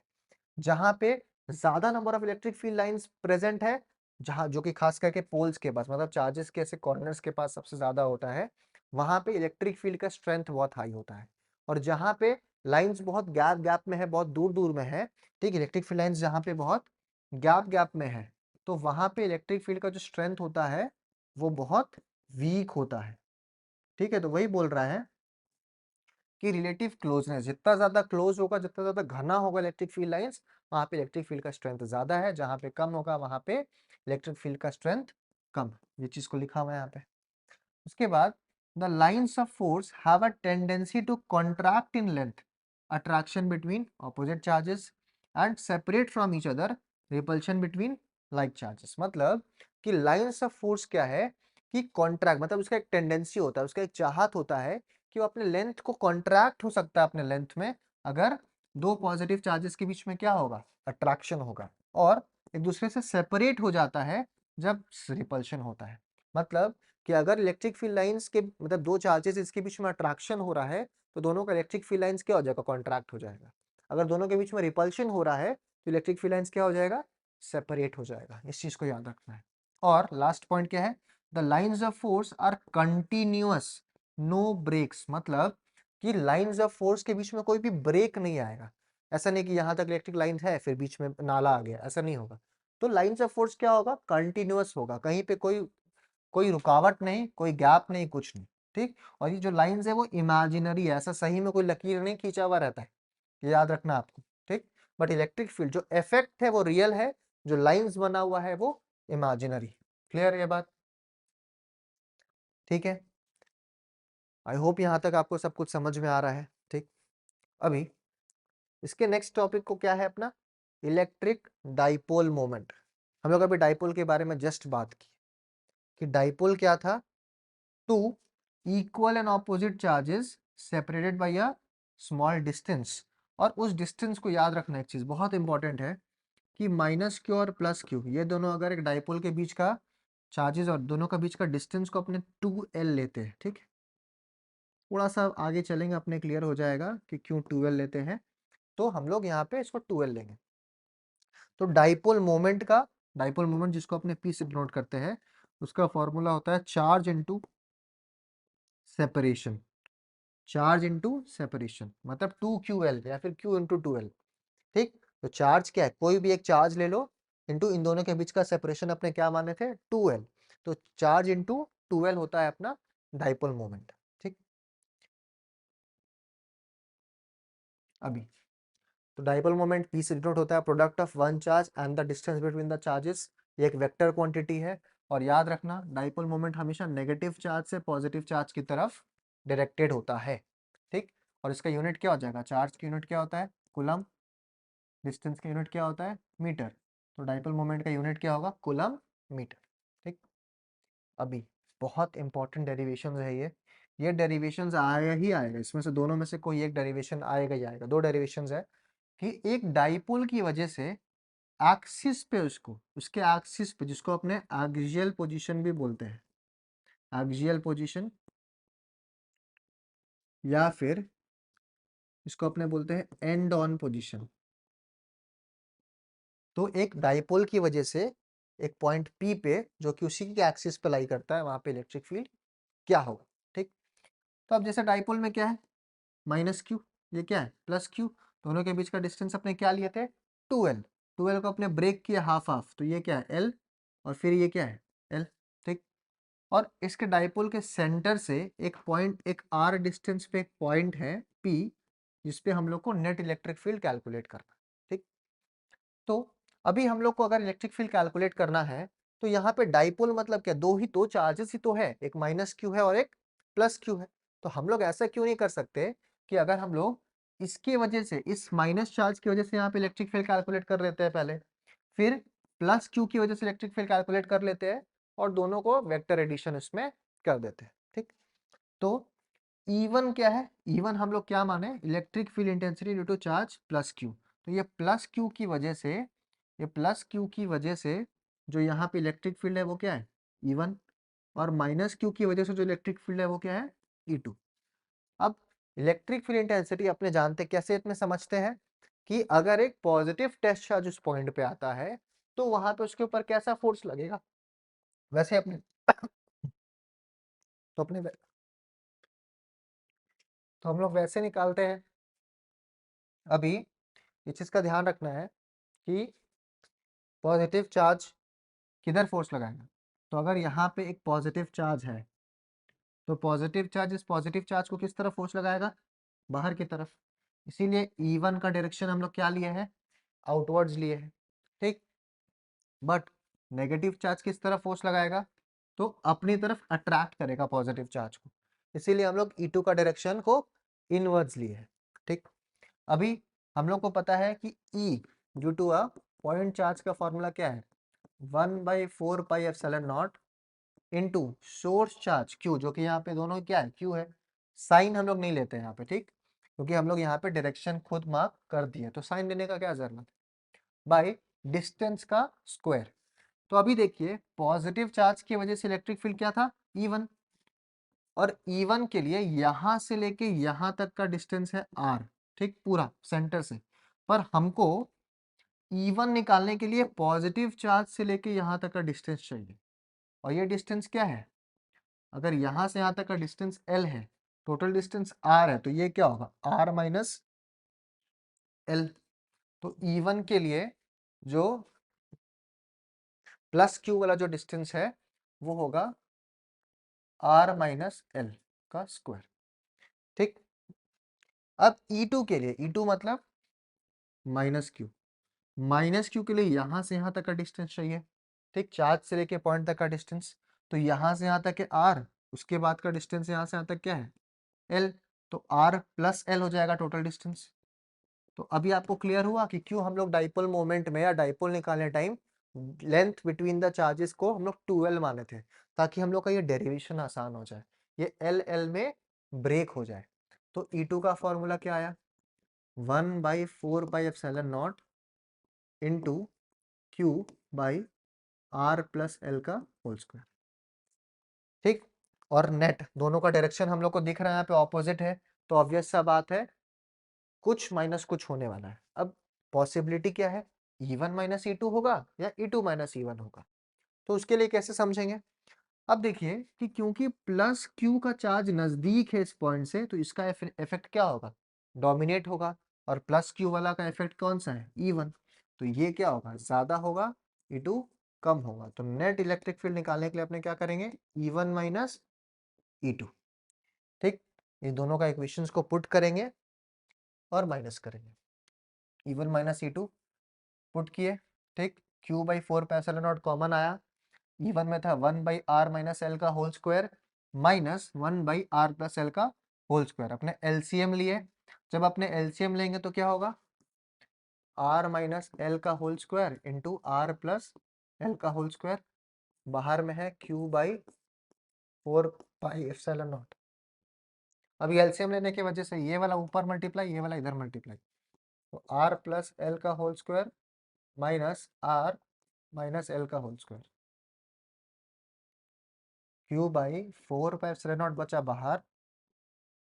नीचे में देखिए a minus B into A plus B क्या होता है? A square minus B square, और दोनों का स्क्वायर है, मतलब अपने होल स्क्वायर यहाँ पे यूज किए। अब ये इसको जब अपने माइनस करेंगे, ये क्या होगा? A square plus B square plus 2ab, इसका पार्ट माइनस ब्रैकेट में A square plus B square minus 2ab। ठीक, अभी क्या बचा? Q/4πε0 क्या क्या कट गया? जब ये ब्रैकेट खुलेगा तो R square plus L square plus 2RL minus R square minus L square plus 2RL। यहाँ ब्रैकेट खुलने के बाद डिवाइड बाई नीचे क्या है? R square minus L square का होल स्क्वायर। ये कट गया, ये कट गया, ये कट गया, ये कट गया। ठीक, तो क्या बचा हम लोग का final expression? Q/4πε0 into 2RL plus 2RL कितना? 4RL बाई नीचे क्या? R square minus L square का होल स्क्वायर। ठीक, तो यहाँ तक आया। अब हम लोग इसको क्या किए, थोड़ा सा इसमें क्या करेंगे, सेपरेट कर लेंगे इसको। तो 1/4πε0 अलग किए, Q को अंदर ले गए। अब हम लोग का यहाँ पे क्या है? 4QLR। 4QLR को कैसे मल्टीप्लाई सेपरेट किए? 2 अलग किए, फिर 2QL अलग किए, फिर R अलग किए। ठीक, ठीक, नीचे में क्या था? नीचे में था, पहले कॉमन निकाल लेते 4πε0 एयर के लिए, और नीचे आया था R square minus L square का होल स्क्वायर। अब यही तो डाइपोल मोमेंट है, जो 2QL है, यही तो मेरा क्या डाइपोल मोमेंट का फॉर्मूला है। तो यहाँ क्या होगा? 2PR 1/4πε0 common 2PR by R square minus L square का होल स्क्वायर। तो नेट इलेक्ट्रिक फील्ड का फॉर्मूला क्या हो गया? 1/4πε0 इंटू 2PR डाइपोल मोमेंट के टर्म्स में R square minus L square का होल स्क्वायर। और इसका डायरेक्शन क्या था? E1 किधर था? बाहर की तरफ। E2 किधर था? अंदर की तरफ। तो नेट डायरेक्शन किधर होगा इलेक्ट्रिक फील्ड का? Away from the dipole. क्या है? Away from the dipole. ठीक, डाइपोल से अवे की तरफ। देख सकते हैं यहाँ पे डाइपोल से नेट डायरेक्शन किधर है? E net, away from the dipole से दूर की तरफ। ठीक, ये है मेन इक्वेशन, इसको लिखना है। ये वाला इक्वेशन को लिखना है। और एक चीज याद रखिएगा कि अगर क्वेश्चन में बोल दे कि जो आर है वो एल से, डाइपोल के बीच का जो एल है, 12 में से जो एल है वो अगर बहुत ज्यादा है, आर का वैल्यू बहुत ज्यादा है, तो अपने इस फॉर्मूला में ये एल को क्या करते हैं, नेग्लेक्ट करते हैं। पहले ये फॉर्मूला लिख लीजिए।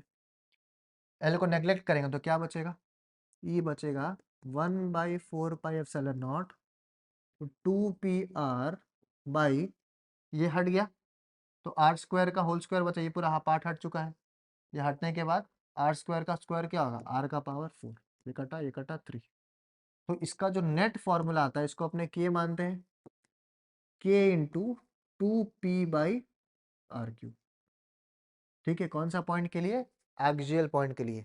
ये फॉर्मूला जनरल फॉर्म, ये formula for this specific case. इसको आप नोट डाउन कीजिए, बहुत इंपॉर्टेंट है ये।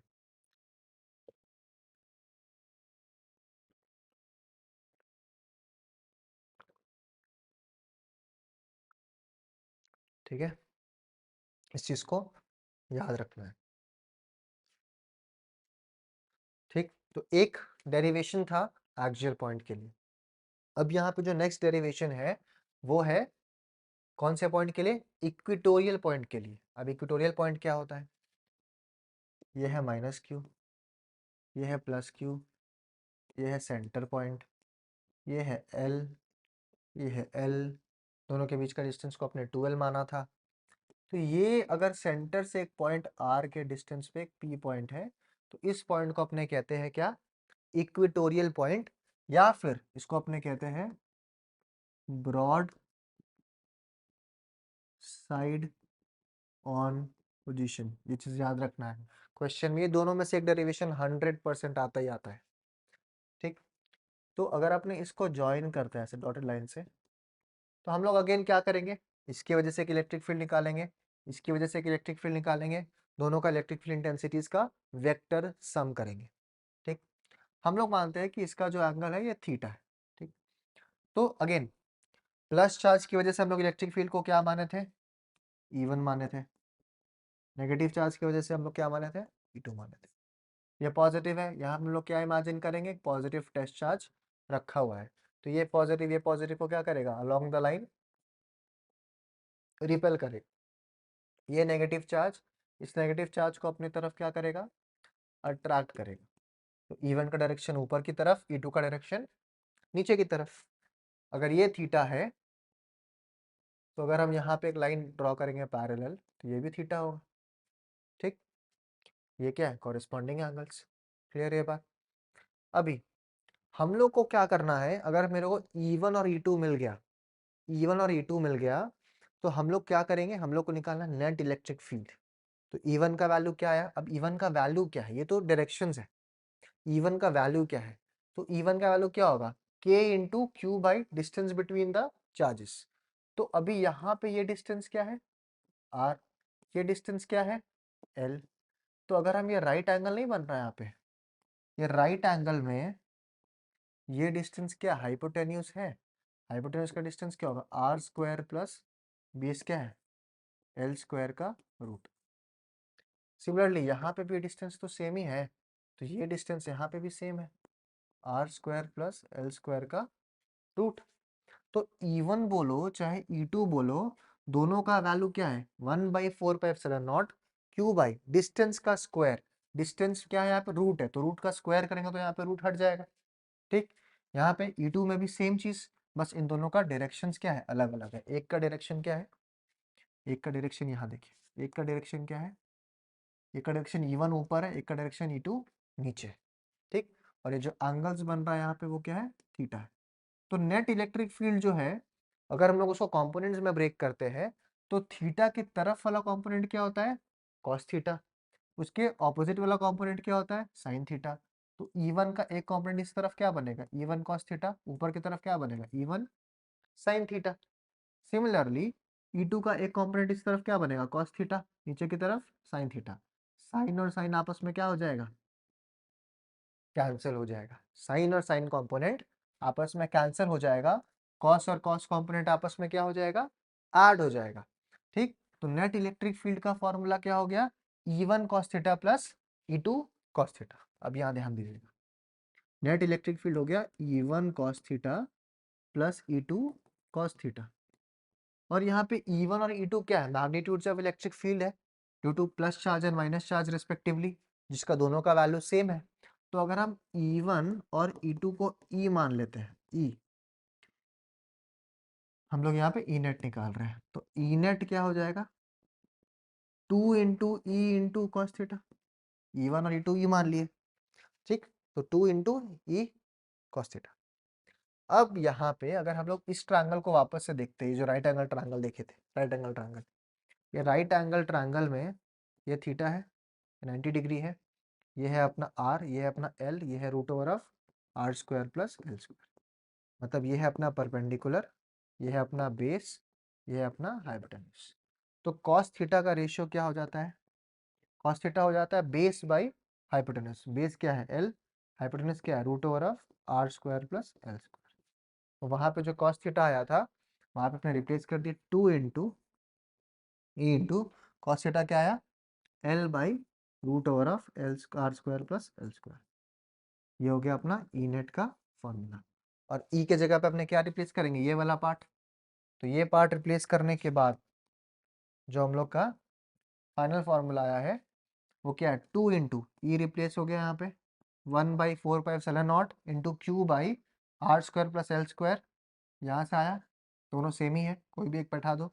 और कॉस थीटा का वैल्यू ये, ऊपर में क्या बचा 2 QL यहाँ पे, ठीक।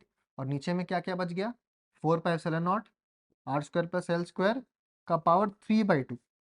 कैसे हुआ 3/2, क्योंकि R square plus L square का वैल्यू यहाँ पे 1 है, और ये रूट को क्या लिख सकते हैं, रूट को लिख सकते हैं पावर हाफ, तो 1 प्लस हाफ क्या होगा 3/2। बेसिक्स है मैथ्स, ठीक। तो यहाँ पे electric field due to a equatorial position का जनरल फॉर्म है ये, इस चीज को लिखना है। E due to equatorial position का जनरल फॉर्म क्या है, के इंटू या फिर 1/4πε not into P dipole moment by R square plus L square का पावर 3/2। ये है इक्वेटोरियल पोजीशन का जनरल फॉर्म, इसको जॉट डाउन करना है, इसको लिखना है सबको, ठीक है। और इसमें भी अगर अपने सेम तरीके से अगर आर को much much greater than L मानते हैं तो क्या होगा, इस फॉर्मूला में यहाँ पे क्या नेग्लेक्ट हो जाएगा, एल स्क्वायर नेग्लेक्ट हो जाएगा।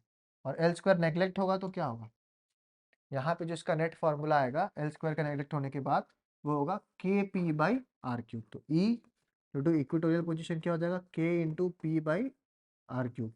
एक्सियल पॉइंट के लिए क्या आया था, K into 2p by R cube. और डायरेक्शन ऑफ इलेक्ट्रिक फील्ड यहाँ पे क्या है, देखिए डायरेक्शन यहाँ पे क्या आया, नेट डायरेक्शन क्या आया, इस तरफ आया ना, डाइपोल का डायरेक्शन था इस तरफ, तो ये क्या ऑपोजिट डायरेक्शन में, पहले वाला किधर आया था, इस तरफ, away from the dipole, right की तरफ। अब इस केस में क्या आया, इस केस में जो हम लोग का डायरेक्शन आया वो किधर आया, लेफ्ट साइड में आया। दोनों डायरेक्शन के ऑपोजिट नहीं है, तो इसको अपने कहते हैं anti parallel to the dipole axis. Anti parallel मतलब पैरेलल तो है पर ऑपोजिट डायरेक्शन में है, ठीक। क्यों ऑपोजिट डायरेक्शन में, सब कुछ को कंक्लूड कर देते हैं। माइनस चार्ज था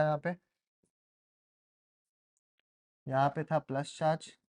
डाइपोल मोमेंट हम लोग जानते हैं कि नेगेटिव टू पॉजिटिव होता है, ठीक। एक्सियल पोजीशन में जो इलेक्ट्रिक फील्ड आया पी पॉइंट पे वो इस तरफ आया, ई एक्सियल, ठीक। कितना आया, तो के into 2p by R cube आया, ठीक। इक्वेटोरियल पोजीशन पे जो कि यहाँ पे है, पी डैश मान लेते हैं, वो आया इस तरफ, ये है एंटी पैरेलल। इसका कितना आया value, K into P by R cube. मतलब अपने क्या ये लिख सकते हैं कि E axial equals to minus of twice of E equatorial. देख लीजिए रिलेशन बहुत इंपॉर्टेंट है। E axial equals to minus of, direction opposite है, twice the value of E equatorial, ठीक। ये चीज यहाँ पे भी लिखा हुआ है, ठीक। नेगेटिव साइन क्या दिखाता है, तो ऑपोजिट डायरेक्शन को दिखाता है, ठीक है। ये दो डेरिवेशंस बहुत बहुत इंपॉर्टेंट है इस चैप्टर के पर्सपेक्टिव से। ठीक, अब नेक्स्ट टॉपिक क्या है? तो नेक्स्ट टॉपिक अपना है कि torque on a dipole in a uniform electric field. मतलब अगर हम लोग एक डाइपोल को मतलब ये सेटअप को अगर एक यूनिफॉर्म इलेक्ट्रिक फील्ड के प्रेजेंस में रखेंगे, यूनिफॉर्म इलेक्ट्रिक फील्ड मतलब लाइंस क्या रहेगा, पैरेलल रहेगा। ठीक, तो अगर लाइंस पैरेलल है मतलब इलेक्ट्रिक फील्ड क्या है, यूनिफॉर्म, इक्विडिस्टेंट और पैरेलल लाइंस। यहाँ पे माइनस क्यू चार्ज, यहाँ पे प्लस क्यू चार्ज। ठीक, दोनों के बीच का डिस्टेंस क्या मानते हैं अपने, 2L मानते हैं। ठीक, और ये एंगल जिस एंगल पे इसको रखा गया है वो थीटा है, मान के चलिए थीटा एंगल पे इसको रखा गया है। ठीक, ये एंगल है थीटा, इलेक्ट्रिक फील्ड। तो an electric dipole is placed in a external uniform electric field, a couple acts upon the dipole। अब ये कपल क्या आपने क्लास 10 में पढ़े, कपल क्या है। ठीक, तो अभी अपने इसको डाइपोल को इंडिविजुअल चार्जेस के फॉर्म में देखते हैं। अभी कुछ देर पहले ही अपने पढ़े, जब एक पॉजिटिव चार्ज को इलेक्ट्रिक फील्ड के प्रेजेंस में डालते हैं तो इलेक्ट्रिक फील्ड पॉजिटिव चार्ज पे अपने तरफ फोर्स लगाता है और नेगेटिव चार्ज पे अपने से अगेंस्ट फोर्स लगाता है। तो जब भी एक सेटअप पे दो फोर्सेस ऑपोजिट एंड्स पे लग रहा है, equal forces but opposite ends पे, तो ये इसको क्या करेगा, रोटेट करना चाहेगा और इसी को अपने कहते हैं कपल। तो यहाँ पे एक कपल फॉर्म करता है। ठीक, and this couple tends to align the dipole in the direction of the electric field. मतलब यहाँ पे ये जो डाइपोल है उसको ये फोर्स चाहेगा कि इसको इस तरीके से अलाइन कर दे। जब भी इसके ऊपर फोर्स लगेगा इसको चाहेगा इस तरीके से अलाइन करके यहाँ पे रोक दे। क्यों रोक दे, क्योंकि जब इस पोजीशन पे ये आके चार्जेस रुक जाएगा तो अभी फोर्स लग रहा होगा इस तरफ पॉजिटिव पे, इस तरफ नेगेटिव पे, और यहाँ पे ये कपल ना फॉर्म करके एक दूसरे को क्या कर जाएगा, कैंसल आउट कर जाएगा। तो जब भी अब कंक्लूजन क्या है कि जब भी अपने एक डाइपोल को इलेक्ट्रिक फील्ड के प्रेजेंस में डालेंगे तो डाइपोल ऐसे रोटेट होकर रुक जाएगा, चाहे किसी भी एंगल पर डालेंगे तो ऐसे रोटेट होकर रुक जाएगा। और इसी चीज को अपने बोलते हैं रिस्टोरिंग कपल। अब इसकी वजह से क्या डेवलप होगा, तो यहाँ पे एक टॉर्क डेवलप होगा। और टॉर्क का फॉर्मूला है, जो टॉर्क मतलब रोटेटिंग फोर्स, ये जो फोर्स डेवलप हुआ जो कि कपल को, जो कपल फॉर्म किया जिसकी वजह से एक फोर्स डेवलप हुआ जो कि क्या करना चाह रहा है, डाइपोल को रोटेट करना चाह रहा है, तो वो टॉर्क लगा रहा है उस पर। और टॉर्क को अपने डिनोट करते हैं टाउ से। टॉर्क का फॉर्मूला क्या होता है, F इंटू परपेंडिकुलर डिस्टेंस। ये जो कपल कपल क्लास 10 में भी पढ़े हैं, कपल का फॉर्मूला क्या होता है, फोर्स, कोई भी एक फोर्स ले लो into perpendicular distance between the two ends. ठीक, तो हम लोग का एंड क्या था, परपेंडिकुलर डिस्टेंस अपने को निकालना है। ठीक, अपने को फोर्स देख लेते क्या था, हम लोग का ये इलेक्ट्रिक फील्ड था, यहाँ पे डाइपोल था माइनस क्यू और प्लस क्यू, दोनों के बीच का डिस्टेंस था 2L। फोर्स जो लग रहा है अपने को पता है, फोर्स का फॉर्मूला होता है Q इंटू ई। पढ़ के अभी अपने देख सकते हैं आप पीछे नोट्स में, अगर आप लिखे हो तो F का फॉर्मूला होता है Q इंटू ई। तो फोर्स का फॉर्मूला क्या हो जाएगा, Q इंटू ई। परपेंडिकुलर डिस्टेंस मतलब हम लोग को ये डिस्टेंस चाहिए, परपेंडिकुलर डिस्टेंस, और ये एंगल क्या था, थीटा। ठीक, अब ध्यान दीजिएगा लास्ट चीज, तो ये ट्रायंगल में जो कि यहाँ 90 डिग्री फॉर्म कर रहा है, ये है परपेंडिकुलर, ये है हाइपोटेन्यूस, और हम लोग को यही डिस्टेंस फाइंड आउट करना है। तो कौन सा रेशियो दोनों को लिंक करता है, तो साइन थीटा लिंक करता है। साइन थीटा क्या होगा, परपेंडिकुलर बाई हाइपोटेन्यूस, और हम लोग को यही पी ही तो कैलकुलेट करना है। तो पी क्या होगा, हाइपोटेन्यूस इंटू साइन थीटा, और हाइपोटेन्यूस का वैल्यू क्या है, 2L। तो यहाँ पे जो परपेंडिकुलर डिस्टेंस का वैल्यू आया है वो क्या आया है, 2L साइन थीटा। तो परपेंडिकुलर डिस्टेंस का वैल्यू क्या आया, 2L साइन थीटा। तो हम लोग का जो टाउ का फॉर्मूला हो गया Q into E into 2L into sine theta. हम लोग थोड़ा सा रीअरेंज करेंगे, Q इंटू 2L को अलग किए, ई को अलग किए, साइन थीटा को अलग किए। यही है डाइपोल मोमेंट, यह है इलेक्ट्रिक फील्ड इंटेंसिटी, यह है साइन थीटा। तो हम लोग का जो टॉर्क का फॉर्मूला है, अगर एक डाइपोल को अपने इलेक्ट्रिक फील्ड के अंदर रखते हैं तो उसके ऊपर टॉर्क लगेगा, कपल फॉर्म करेगा, टॉर्क लगेगा, टॉर्क उसको ऐसे सीधा करना चाहेगा लाइन, और इस अलाइनमेंट में जो टॉर्क लगेगा उसका वैल्यू है P इंटू ए। पी मतलब डाइपोल मोमेंट, ई मतलब इलेक्ट्रिक फील्ड इंटेंसिटी, और जिस भी एंगल पे रखेंगे थीटा एंगल पे, उस हिसाब से जो टॉर्क लगेगा उसका वैल्यू अलग होगा। और इसको अगर अपने वेक्टर फॉर्म में रखेंगे तो ये क्रॉस प्रोडक्ट के तौर पे रिप्रेजेंट होता है। ठीक है, cross product P into E into sine theta. और क्रॉस प्रोडक्ट का डायरेक्शन अपने निकालते हैं कैसे, राइट हैंड थंब रूल से। ठीक, राइट हैंड थंब रूल से अपने इसका डायरेक्शन निकालते हैं। क्लियर है आपको ये चीज? ठीक है। और एक चीज और, अगर अपने मैक्सिमम टॉर्क निकालने के लिए बोल दिया जाए आपको, तो मैक्सिमम टॉर्क, टॉर्क का फॉर्मूला था P into E into sine theta. Dipole moment fix, जो चार्जेस है, जो लेंथ है वो फिक्स रहेगा। इलेक्ट्रिक फील्ड यूनिफॉर्म था, फिक्स था। मतलब टॉर्क वेरी कर रहा है क्योंकि थीटा वेरी कर सकता है। तो थीटा को मैक्सिमम, मतलब टॉर्क को अगर अपने को मैक्सिमम करना है, तो टॉर्क मैक्सिमम कब होगा, जब ये मैक्सिमम होगा। और ये मैक्सिमम कितना डिग्री पे होता है, तो 90 डिग्री पे। और साइन 90 का वैल्यू क्या होता है, तो साइन 90 का वैल्यू होता है 1। तो मैक्सिमम टॉर्क को क्या लिख सकते हैं अपने, यहाँ पे साइन 90 की जगह अगर अपने 1 पुट करेंगे तो मैक्सिमम टॉर्क क्या होगा, P इंटू। ठीक है, तो इस चीज का ध्यान रखना है, अगर आपसे पूछता है मैक्सिमम टॉर्क क्या है, तो P इंटू ई। ठीक, और यूनिफॉर्म इलेक्ट्रिक फील्ड के दो केस है। स्टेबल इक्विलिब्रियम, स्टेबल इक्विलिब्रियम मतलब थीटा अगर जीरो है, थीटा जीरो मतलब कि इलेक्ट्रिक फील्ड, क्योंकि थीटा क्या इन दोनों के बीच का एंगल है, इलेक्ट्रिक फील्ड और डाइपोल मोमेंट के बीच में एंगल एंगल जीरो है, तो नेट टॉर्क और नेट फोर्स दोनों क्या हो जाएगा, जीरो। क्यों, क्योंकि थीटा जीरो, तो साइन जीरो क्या होता है, जीरो, तो टॉर्क भी क्या हो जाएगा, जीरो। ठीक, और अनस्टेबल इक्विलिब्रियम का मतलब क्या होता है, एंटी पैरेलल। एंटी पैरेलल मतलब थीटा का वैल्यू 180 डिग्री, अगर इलेक्ट्रिक फील्ड इस तरफ है तो डाइपोल मोमेंट क्या होगा, ऑपोजिट होगा। ये है थीटा 180 डिग्री। इसके पहले वाला इलेक्ट्रिक फील्ड इस तरफ था, डाइपोल मोमेंट भी इस तरफ था, थीटा क्या था, 0 degree. Stable equilibrium 180 degree, unstable equilibrium. और यहाँ पे नेट टॉर्क और नेट फोर्स अगेन क्या होता है, जीरो, क्योंकि साइन ऑफ 180 भी क्या होता है, इस फॉर्मूला के अकॉर्डिंग साइन ऑफ 180 भी क्या होता है, जीरो होता है। ठीक है, आई होप सबको क्लियर है ये चीज। इसके बाद क्वेश्चंस है, क्वेश्चंस अपने नेक्स्ट वीडियो में डिस्कस करेंगे।